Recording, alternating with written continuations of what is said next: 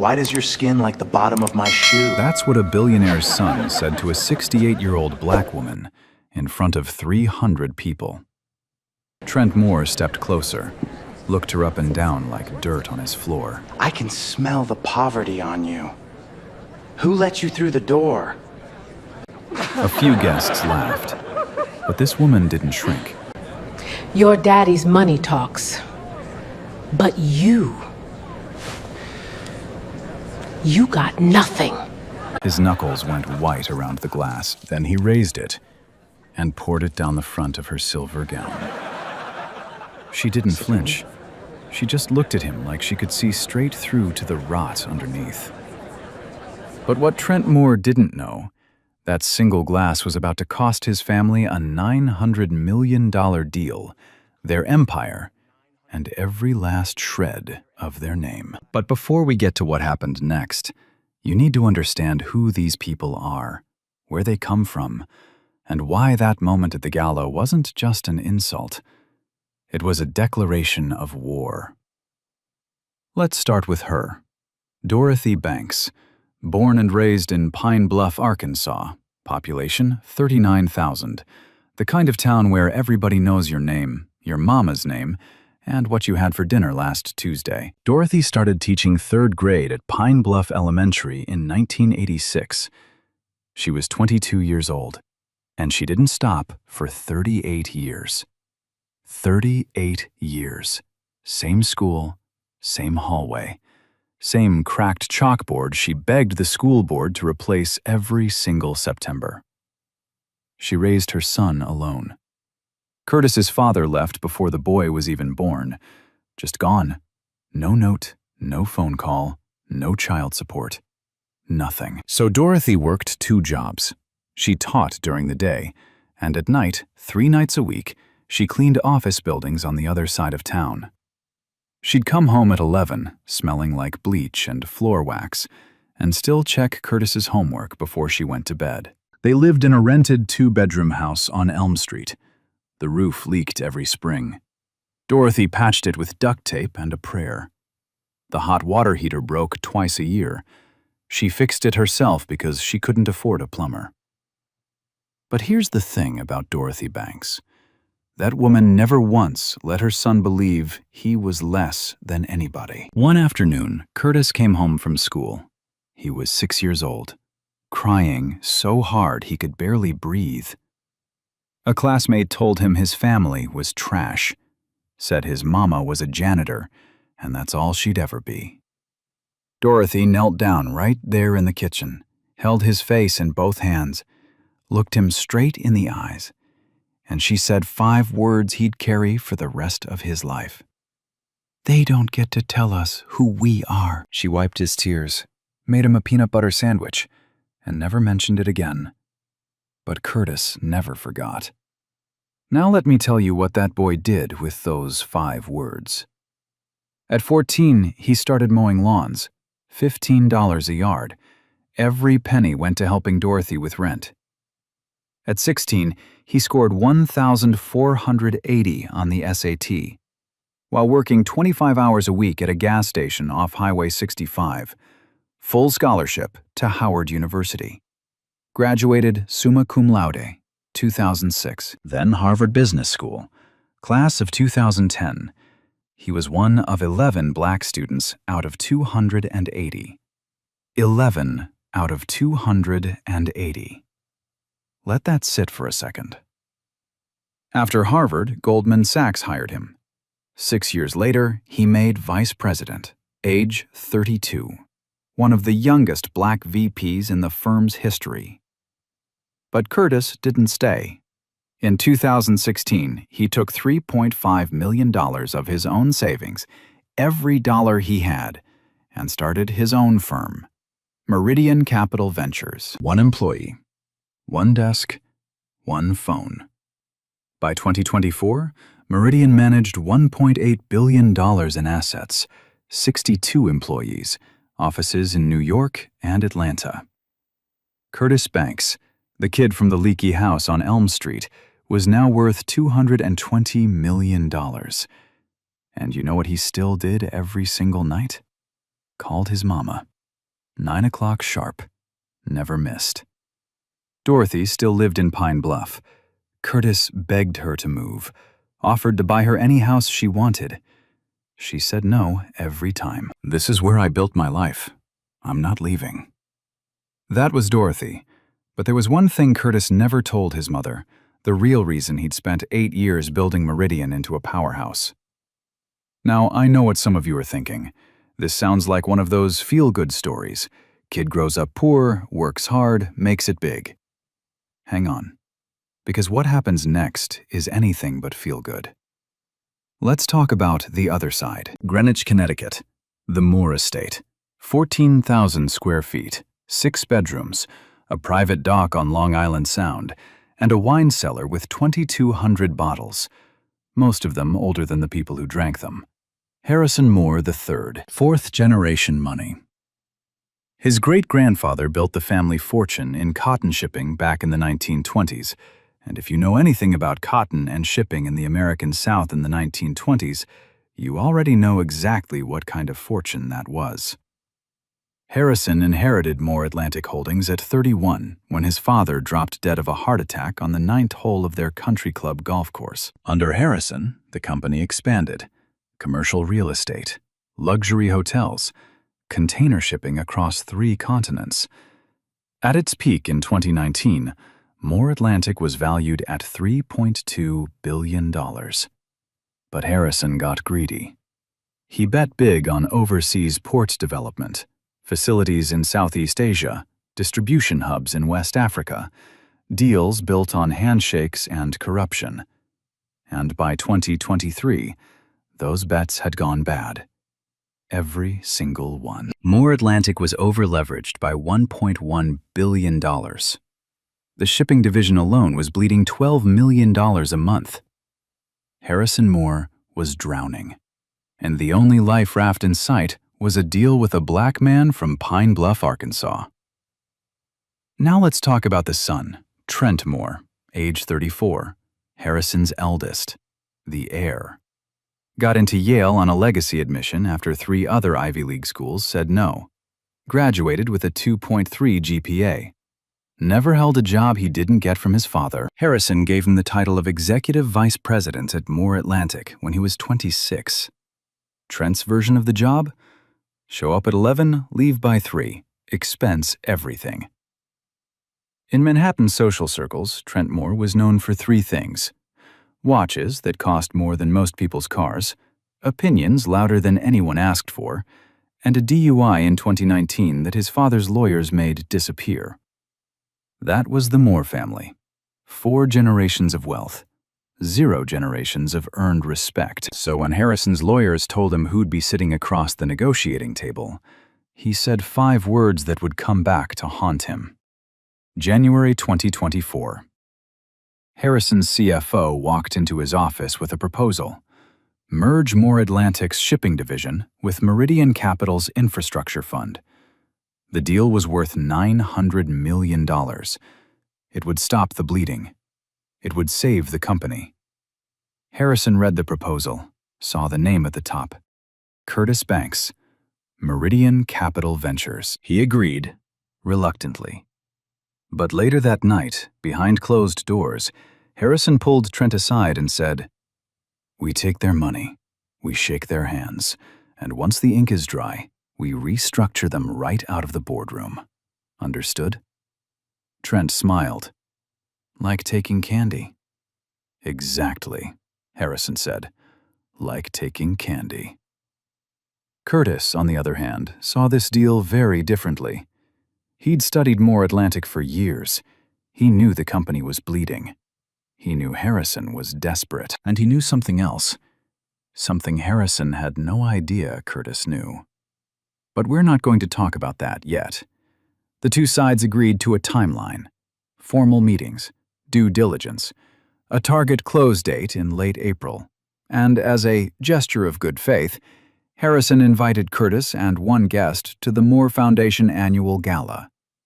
March 8th, the Plaza Hotel, black tie. Curtis accepted, and he brought his mother. That was the first mistake Harrison Moore ever thanked Curtis Banks for making. March 8, 2024, the Plaza Hotel, New York City. The Moore Foundation Annual Gala. 300 guests, black tie, $2,500 a plate. And here's the kicker. The charity they were raising money for? The Moore Foundation itself. That's right. A room full of billionaires writing tax-deductible checks to a fund that paid for their own parties. Curtis arrived at 7 p.m., and on his arm, Dorothy Banks. She was wearing a silver gown she'd saved 3 months to buy. Her late mother's pearl brooch pinned just above her heart. She'd had her hair done that morning at the only salon in Pine Bluff that took walk-ins on Fridays. She was nervous. You could see it in the way she held her clutch with both hands. This wasn't her world, she knew that. But she was proud. Her son had been invited to a room like this. Her son belonged here. The trouble started before they even made it past the entrance. A waiter carrying a tray of hors d'oeuvres walked right past Dorothy. Didn't even slow down. Then he saw she was with Curtis, saw the suit, saw the confidence, and doubled back with an awkward smile. At the coat check, a woman in pearls looked Dorothy up and down, head to toe, then back up again. "Are you here with the catering staff?" Curtis's hand tightened around his mother's, his jaw clenched, but he didn't say a word. Not yet. They walked into the ballroom. Crystal chandeliers, a string quartet in the corner, the smell of money so thick you could taste it. Harrison Moore spotted them from across the room. He came over with that smile, the one that looked like it had been rehearsed in a mirror 1,000 times. "Curtis, glad you could make it. Welcome, welcome." He shook Curtis's hand. Firm grip, eye contact, the full performance. Then he turned to the nearest circle of guests and said, "Everyone, I'd like you to meet our new business partner, Curtis Banks, Meridian Capital Ventures." Dorothy was standing right there, right next to her son, 2 feet away from Harrison Moore. He didn't introduce her, didn't look at her, didn't acknowledge she existed. He looked right through her, like she was furniture. Curtis noticed, Dorothy noticed, and she squeezed her son's arm, not for herself, for him, because she could feel the tension running through his body like a current. 20 minutes passed. The champagne flowed, the laughter got louder. And then Trent Moore showed up, 3 drinks in, bow tie already loose. That walk, you know the walk. The one that says, "I own this room and everyone in it." He spotted Dorothy standing by the bar, waiting for Curtis to come back from the restroom. She was alone. Trent walked up to her. Didn't introduce himself, didn't extend his hand, just looked her up and down, slow, deliberate, like he was inspecting something he'd found on the bottom of his shoe. "Why does your skin look like the bottom of my shoe?" A woman nearby gasped. A man turned his head, but nobody moved. Nobody spoke. Trent stepped closer. "I can smell the poverty on you. Who let you through the door?" A few guests laughed, low, nervous laughter, the kind that says, "I know this is wrong, but I'm not going to be the one to stop it." Dorothy didn't shrink. She looked Trent Moore dead in the eye. "Your daddy's money talks. But you? You got nothing." The laughter stopped. Trent's face went red. His knuckles turned white around the champagne glass.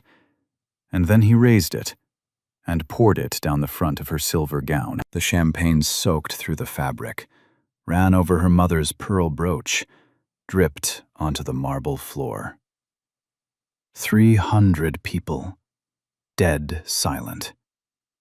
Dorothy didn't cry, didn't scream. She just stood there, soaked, humiliated in front of a room full of strangers, and looked at Trent with an expression that could cut through steel. Then she looked at Curtis. He was standing 15 feet away, his hand frozen mid-reach for a glass of water, his fingers curled slowly into a fist. His breathing went shallow. He didn't blink for 6 full seconds. Then he did something nobody in that room expected. He walked to his mother, took off his jacket, draped it gently over her shoulders, buttoned the top button, leaned in and whispered something in her ear. Nobody heard what he said. To this day, only 2 people know. Then he turned, not to Trent, to Harrison, and in a voice so calm it made the air in the room drop 10 degrees, he said, "We're done here." Harrison laughed. "Oh, come on, Curtis. It was a joke. Boys will be boys." Curtis didn't respond. He took his mother's arm and he walked her to the door. 300 people watched them leave. Not one person followed. But what nobody in that room knew, not Harrison, not Trent, not a single one of those 300 guests, was that Curtis Banks had been recording everything. Monday morning, March 11th, 2024, 3 days after the gala. Harrison Moore sat in his corner office on the 42nd floor of Moore Atlantic Tower, sipping his morning espresso like nothing had happened. His lawyers had already sent over the revised merger documents. Estimated close date, April 30th. As far as Harrison was concerned, the weekend was a blip. A minor embarrassment. Nothing a bottle of wine and a handwritten apology couldn't fix. At 9:15 a.m., his assistant buzzed in. "Mr. Moore, Curtis Banks is on line 1. Harrison smiled, set down his espresso, picked up the phone. "Curtis, I was hoping you'd call. Listen, about Saturday night. Harrison." Curtis's voice was flat. No warmth, no small talk. "I want to make sure we're clear on something. The deal is off." Silence. Then Harrison laughed, that country club laugh, the one that says, "You can't possibly be serious." "Off? Curtis, come on. This is a $900 million transaction. You're going to throw all of that away because my son had one too many drinks at a party?" "Your son poured champagne on my mother." "And I'll make sure he apologizes. Personally. We'll send flowers, a handwritten note, whatever it takes. These things happen, Curtis. Let's not blow this out of proportion." "You're not hearing me, Harrison. The deal is dead. Meridian is withdrawing, effective immediately. Your lawyers will have the formal notice by end of business today." Now the silence on the other end was different, heavier. You could almost hear the espresso going cold. And then Harrison's voice changed. The charm was gone. The smile was gone. What came through the phone was something raw, something ugly. "You're making a very big mistake, Curtis. A very big mistake. I know people on every board in this city, every fund, every committee. One phone call from me, and Meridian Capital will never close another deal in New York. Do you understand me? I will bury you." Curtis let him finish. Then, in a voice so steady it didn't even sound human, "You should worry less about my future, Harrison, and more about your own." Click. That was it. No shouting, no threats, just a dial tone. And the beginning of the end for Moore Atlantic Holdings. Within 48 hours, word leaked on Wall Street. Meridian Capital had pulled out of the Moore deal. No public reason given. Just gone. $900 million. Vanished overnight. Moore Atlantic's stock dropped 8% in a single trading day. 8%. That's hundreds of millions in market value, wiped out before lunch. Harrison's board of directors, 12 hand-picked loyalists who'd never questioned him in 20 years, demanded an emergency meeting. The financial press started calling. Bloomberg, Reuters, the Wall Street Journal, all asking the same question. Why did Meridian walk away? And Harrison had no answer, because the truth, That his son had poured champagne on a 68-year-old black woman at a charity gala was not a truth Harrison Moore could afford to tell. Meanwhile, across town, Curtis Banks sat in his office at Meridian headquarters, 36th floor, corner office. The Manhattan skyline stretched out behind him like a promise. His COO, Pamela Taylor, walked in, closed the door. "Curtis, you just walked away from $900 million. He didn't look up. "Are you okay?" He was quiet for a long time. Then he turned his chair to face her. "My mother taught third grade for 38 years, Pamela. She raised me alone, worked 2 jobs, never missed a single day, never complained, never asked for anything." He paused. "And that man's son poured champagne on her, in front of 300 people, like she was nothing." Another pause, longer this time. "So, no, I'm not okay. But I will be." Because Curtis Banks wasn't just walking away from the deal. He was preparing something Harrison Moore couldn't see coming. Now, you'd think pulling a $900 million deal would be enough, right? That's already a pretty big move. Walking away from that kind of money sends a message loud enough to shake the whole street. But Curtis wasn't sending a message. He was building a case. And what he was about to uncover would make the champagne incident look like a footnote. Here's something you need to understand about Harrison Moore III. This man did not lose. Ever. Not in business, not in court, not in life. He'd spent 62 years on this earth believing that money could fix anything, and up until this point, he'd been right.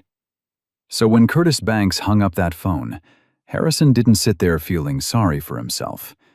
He got to work. And what he did next, I want you to really pay attention here, because this is where it gets ugly. First came the whisper campaign. Harrison picked up the phone and started calling in favors. People he'd golfed with, people he'd donated to, people who owed him. And the message was simple. Do business with Curtis Banks, and you won't do business with me. That's all it took. Within 2 weeks, 3 major institutional investors quietly pulled their commitments from Meridian's next fund. $340 million in committed capital. Gone. Not because of anything Curtis did wrong. Not because Meridian wasn't performing, just because Harrison Moore made a phone call. $340 million disappeared with a whisper. Then came the media hit. A profile appeared in a financial trade publication. No byline worth mentioning. Unnamed sources questioning Meridian's stability and leadership temperament. The article never said Curtis's name directly. It didn't have to. Everyone on Wall Street knew exactly who it was about. And the implication was clear, even if they never spelled it out. Curtis Banks made an emotional decision, an irrational decision. The kind of decision a man like him would make. You hear what they were really saying, right? You hear the code? Then came the legal attack. Harrison's lawyers filed a breach of contract claim against Meridian Capital for $85 million. Damages, lost opportunity costs, breach of good faith negotiations. It was a garbage lawsuit. Everyone knew it wouldn't hold up. But that wasn't the point.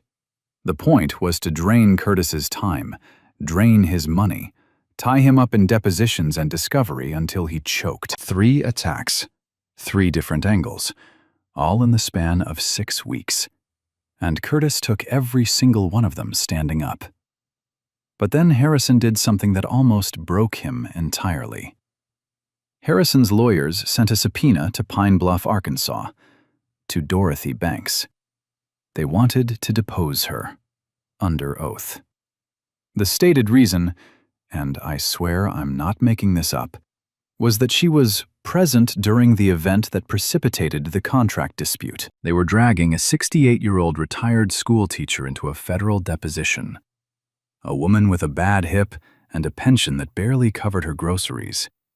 Because her son had the nerve to walk away from a man who humiliated her. Dorothy called Curtis that evening. She wasn't scared. That wasn't Dorothy. She was furious. But Curtis could hear something else underneath the anger. Something he'd never heard in her voice before. Exhaustion. Not the tired after a long day kind. The bone-deep kind. The kind that comes from realizing the world you thought had changed hasn't. Curtis told her not to worry. Told her his lawyers would handle it. Told her she wouldn't have to set foot in a courtroom. She said okay. Told him she loved him. Hung up. And then Curtis sat alone in his apartment. Midnight. Kitchen floor. Back against the refrigerator. Holding his phone with both hands, staring at a photo of Dorothy at his Harvard graduation. She was wearing a yellow dress, smiling so wide her eyes were almost closed, the proudest day of her life. And now they were coming for her. Because of him. He sat there for a long time. I'm not going to tell you he cried. I'm not going to tell you he didn't. What I'll tell you is this. At 12:43 a.m., he picked up his phone and called his mama. She answered on the first ring, like she always did. "Baby, are you all right?" "Mom, I'm so sorry. I brought you into this. I should have never taken you to that gala. I should have—" "Curtis!" Her voice cut through his like a blade. "They don't get to tell us who we are." He didn't speak for 10 seconds, maybe longer. The only sound was the hum of the refrigerator behind his back. Then, quietly, "No, ma'am, they don't." What Curtis didn't know, what nobody knew yet, was that someone inside More Atlantic had been watching everything, and she'd been waiting 19 years for this exact moment. Her name was Nora Williams, age 52, white woman, Princeton Law, class of 96, chief legal counsel at More Atlantic Holdings for 19 years. On the surface, Harrison's most trusted advisor. The woman who'd sat in every boardroom, reviewed every contract, and signed off on every deal More Atlantic had made since 2005. But underneath, Nora Williams was keeping a secret that would burn the More empire to the ground. She reached out to Curtis through a mutual contact, a man named Gerald Anderson, investigative journalist, worked at The Atlantic. Gerald had been trying to crack the More family's story for 3 years. Nora was his anonymous source. Had been for a long time. Gerald called Curtis on a Tuesday afternoon. "I've got someone who wants to meet you. She says she has what you need, but she needs guarantees first." Curtis agreed. They met at a diner in Newark, New Jersey. Neutral ground. Nora wore sunglasses and sat in the back booth facing the door. She ordered coffee. Didn't touch it. She slid a sealed envelope across the table. Curtis opened it.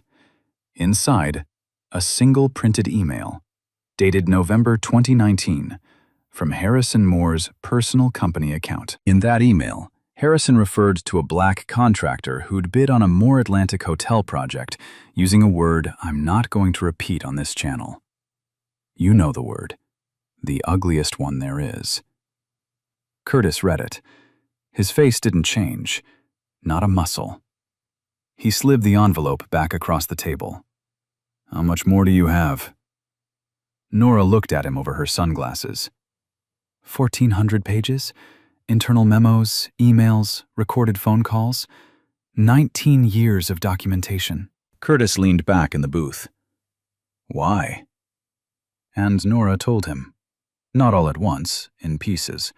The way someone talks when they've been carrying something heavy for a very long time, and they're finally putting it down. She'd joined More Atlantic at 33, idealistic, believed the system worked, believed she could make a difference from the inside. Then she watched Harrison deny a promotion to a black senior manager, a man with 15 years of experience and flawless reviews, and give it instead to a white junior associate who'd been with the company for 8 months. She watched Harrison steer contracts away from minority-owned businesses every single time. without exception. She watched Trent Moore use company funds to settle a racial harassment complaint from a former assistant in 2020. A young black woman, 24 years old.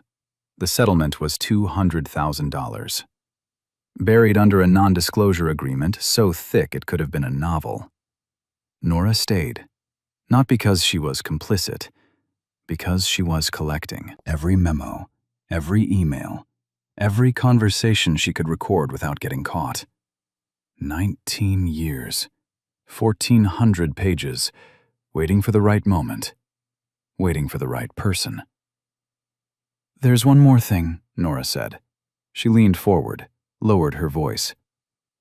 "There's something in those documents about the Moore Foundation itself, something that goes beyond racism, something federal." Curtis waited. "I'm not going to tell you what it is. Not here. Not yet. But when you see it, you'll understand why I waited 19 years. She stood up, left a 20 on the table, walked out without looking back. Curtis left that diner with something more powerful than a $900 million deal. He just didn't know yet how dangerous it would be to use it. All right. I need you to pay very close attention to what happens next, because this is where the whole story changes. Curtis didn't take Nora's documents home. He didn't read them alone. He did what a man with 16 years in corporate finance does when he knows he's holding a live grenade. He called Pamela Taylor. They locked themselves in Meridian's conference room for 3 straight days. Door closed, phones off. 1,400 pages spread across the table like a crime scene. And by the end of day 3, Pamela looked up at Curtis with an expression he'd never seen on her face before. Fear. "Curtis, this isn't what we thought it was." "What do you mean?" "I mean this goes way beyond racism, way beyond workplace discrimination. This is federal." She laid it out, piece by piece. The Moore Foundation. That charity gala where Trent poured champagne on Dorothy? The one where 300 people paid $2,500 a plate to feel good about themselves? It was a front. $22 million in inflated consulting fees, paid to shell companies owned by Harrison's brother-in-law. Companies that had no employees, no offices, no phone numbers, just bank accounts. $8.6 million in fraudulent tax deductions tied to charitable donations that never happened. Fake receipts, forged signatures, phantom organizations, and wire transfers. $14.3 million sent to offshore accounts in the Cayman Islands between 2018 and 2023. Money that was supposed to go to community development programs in underserved neighborhoods. Money that went straight into Harrison Moore's pocket. Curtis sat there, let the numbers settle. So, the gala was a laundering event every year for over a decade. The guests were cover. The charity was the machine. Pamela leaned forward. "Curtis, if we take this to the Department of Justice, Harrison Moore doesn't just lose his company, he goes to prison. Tax fraud, wire fraud, money laundering. Each charge carries up to 20 years. Curtis was quiet for a long time. "And Nora?" "Federal whistleblower protections. If she files through the proper channels, she's covered. And she could be entitled to a percentage of any recovered funds." "What about the people he's hurt? The employees he passed over, the contractors he cut out, the ones who were too scared to say a word?" Pamela held his gaze. "That's what class action suits are for." But Curtis wasn't ready to pull the trigger. Not yet. Because there was one more piece of this story that nobody knew. A piece he'd been carrying alone for 8 years. Remember when I told you, way back at the beginning, that there was something Curtis never told his mother? The real reason he spent 8 years building Meridian into a powerhouse? Here it is. Curtis didn't stumble into the Moore deal. He didn't fall into it by accident. He didn't get lucky.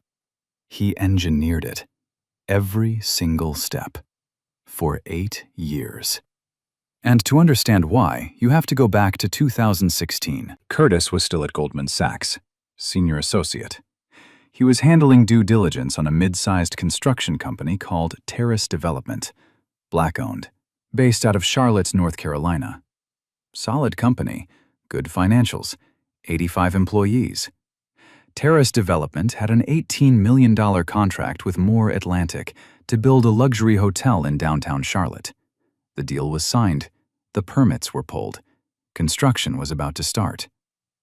And then Harrison Moore killed it, just like that. Canceled the contract, replaced Terrace Development with a white-owned firm, at a higher cost, a firm with less experience, a firm that had never built a hotel before. The reason? Curtis saw it himself. An internal email from Harrison Moore to his CFO. 6 words. "We don't need that kind of visibility on this project." That kind of visibility. You understand what he meant. Terrace Development went bankrupt 6 months later. 85 people lost their jobs. The owner, a man named Roland Cole, 56 years old, tried to save the company, took out a second mortgage, burned through his retirement, begged banks for a lifeline. Nobody helped. Roland Cole died of a heart attack 3 months after the bankruptcy.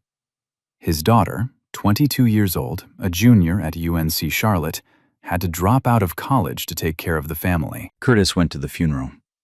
He sat in the back row. He didn't know Roland well, but he knew who Roland was. Roland Cole was Dorothy Banks's cousin. Curtis never told his mother the full story. He just told her Roland had a tough break. He couldn't bring himself to explain that the same people he worked alongside in corporate America, the same system he'd fought so hard to break into, had crushed a man who looked just like him. A man who was family. But he made a vow that day. Sitting in that back pew, listening to Roland's daughter try to deliver a eulogy through her tears, Harrison Moore would answer for this. Every move Curtis made after that funeral was deliberate. Founding Meridian, specializing in infrastructure, building his capital base, positioning himself, year after year, deal after deal, as the only firm with the expertise, the capital, and the structure to save Moore Atlantic's failing shipping division. 8 years. One objective. And now, sitting across from Nora Williams in Meridian's conference room with 1,400 pages of evidence on the table, Curtis finally said it out loud. "I didn't come to this deal because of the money, Nora. I came because Harrison Moore destroyed a good man, a man who was family, a man who never got justice." He paused. "And I'm going to make sure the whole world knows what Harrison Moore really is." Nora looked at him for a long time. Then she nodded. "Then we do it right. And we do it publicly." They shook hands. No contract, no signatures, just 2 people who'd been carrying the truth for too long, finally ready to let it go. The plan was set, but Harrison Moore was about to make one final move, the kind of move only a desperate man makes. October 2024. 7 months had passed since the gala. 7 months since the champagne. 7 months since Curtis walked his mother out of that ballroom. And Harrison Moore thought he'd won. He called a press conference on October 10th, stood behind a mahogany podium with the Moore Atlantic logo behind him. 12 cameras, 6 microphones. That smile, polished, practiced, presidential. He announced that Moore Atlantic was entering a new phase of strategic restructuring. He said the failed Meridian deal was the result of irreconcilable differences in corporate vision. He called Curtis, without naming him directly, a partner who lacked the long-term commitment this company deserves. He was spinning the narrative, rewriting the story, making himself the hero. Then he took one more step. His lawyers filed a restraining order against Nora Williams, claimed she'd stolen proprietary company documents, claimed she was a disgruntled employee engaged in corporate espionage. Harrison Moore stood at that podium, looked into those cameras, and believed, truly believed, that he was in control. He had no idea the narrative was already written, and it was about to be read to the entire country. October 15th, 2024, 8 a.m. 3 things happened at the exact same time, and every single one of them had Curtis Banks's fingerprints on it. First, the article. Gerald Anderson published a 6,000-word investigative piece in The Atlantic. The title? The Moore Legacy. Racism, Fraud, and the Family That Thought They Were Untouchable. 19 years of documented racial discrimination. Internal emails with language so vile it made editors pause before publishing. Names. Dates. Dollar amounts. Harrison Moore III and Trent Moore. Named, quoted, and exposed. The article went live at 8 a.m. Eastern. By 10 a.m., it had 600,000 views. By noon, 1.2 million. By the end of the day, every major news outlet in America had picked it up. CNN, MSNBC, The New York Times, The Washington Post. All of them. Second, the federal filing.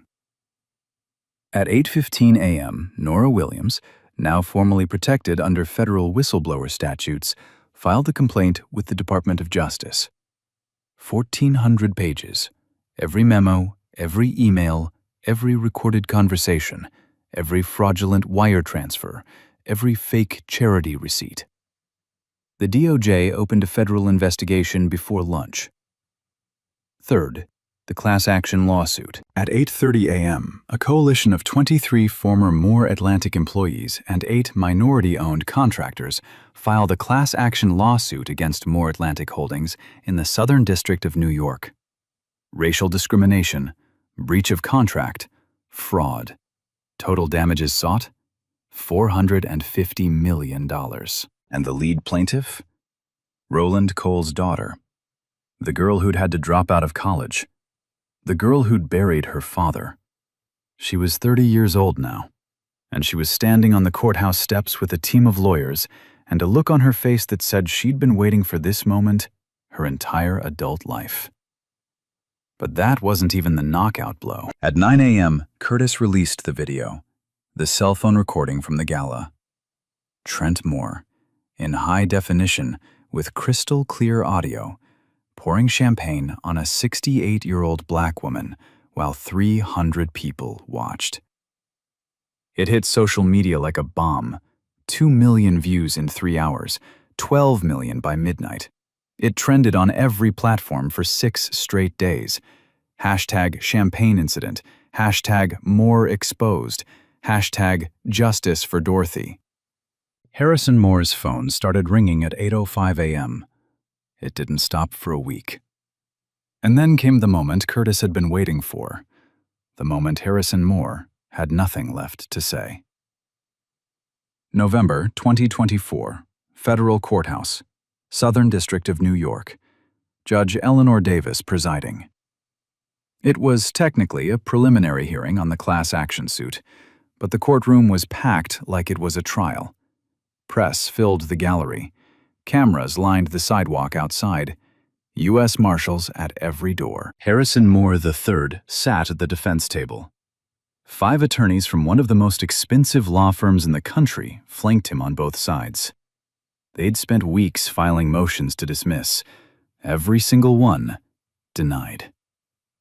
Harrison looked different, smaller. The tan was gone. The smile was gone. He sat with his hands flat on the table, staring straight ahead at nothing. Curtis was called to give a statement. He stood, buttoned his jacket, walked to the front of the courtroom. He didn't have notes, didn't need them.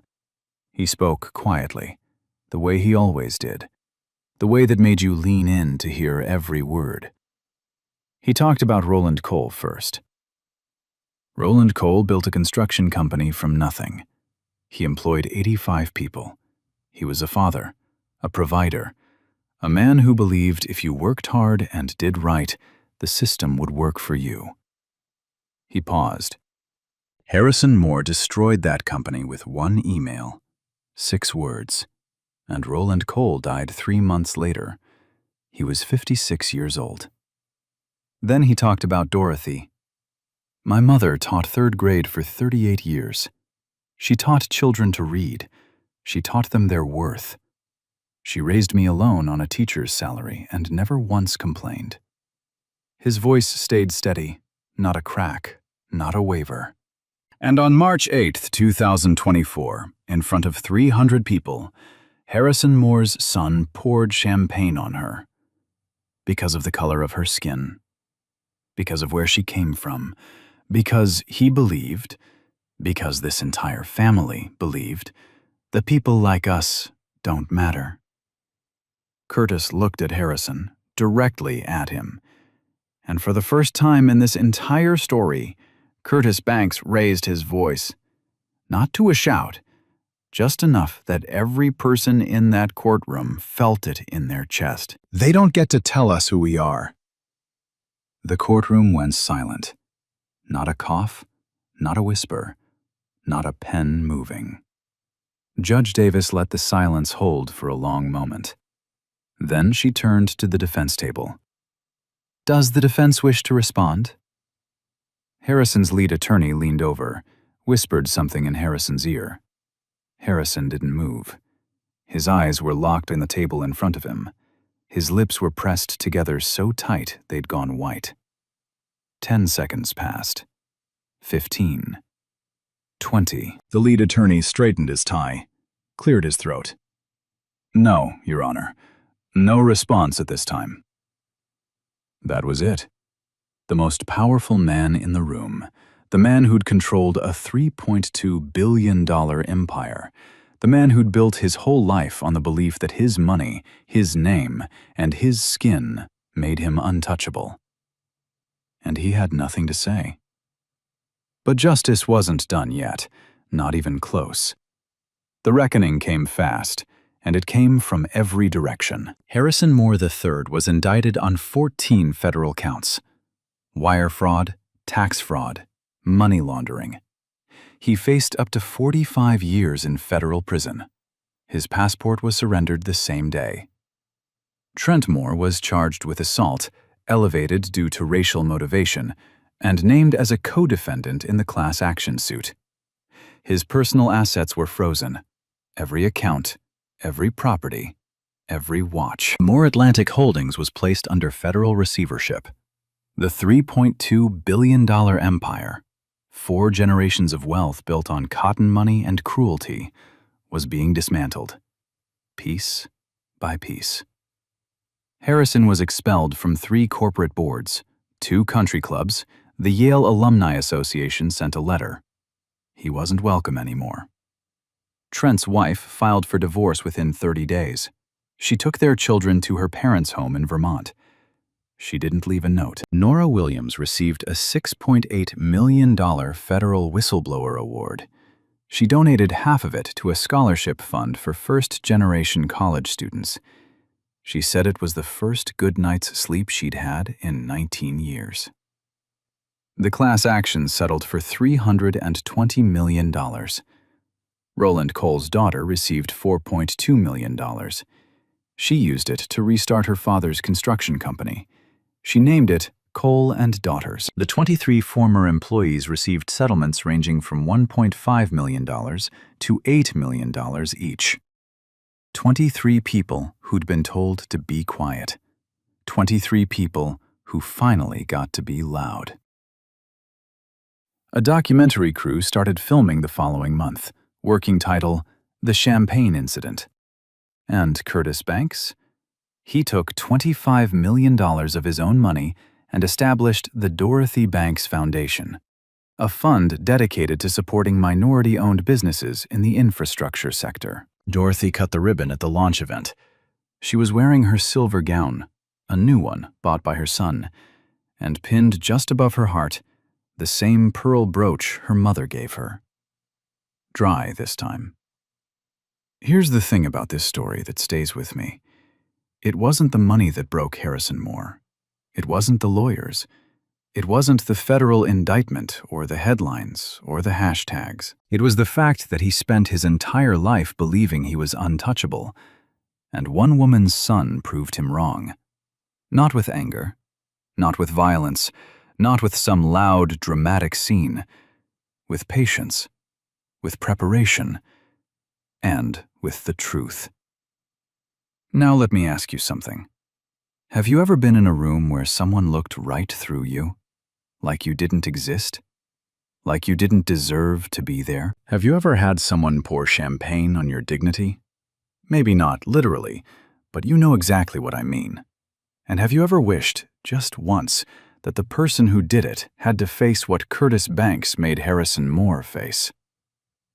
Dorothy Banks taught third grade for 38 years. She taught children that every voice matters, that every person has value, that nobody, no matter how rich, how powerful, how loud, gets to tell you who you are. And her son proved it. If this story hit you the way it hit me, do me a favor. Hit that subscribe button. Share this with someone who needs to hear it today. And drop a comment. Tell me about a time someone underestimated you. I read every single one. Because we don't tell each other's stories enough. And the more we do, the harder it gets for the Harrison Moores of this world to hide. I'll see you in the next one.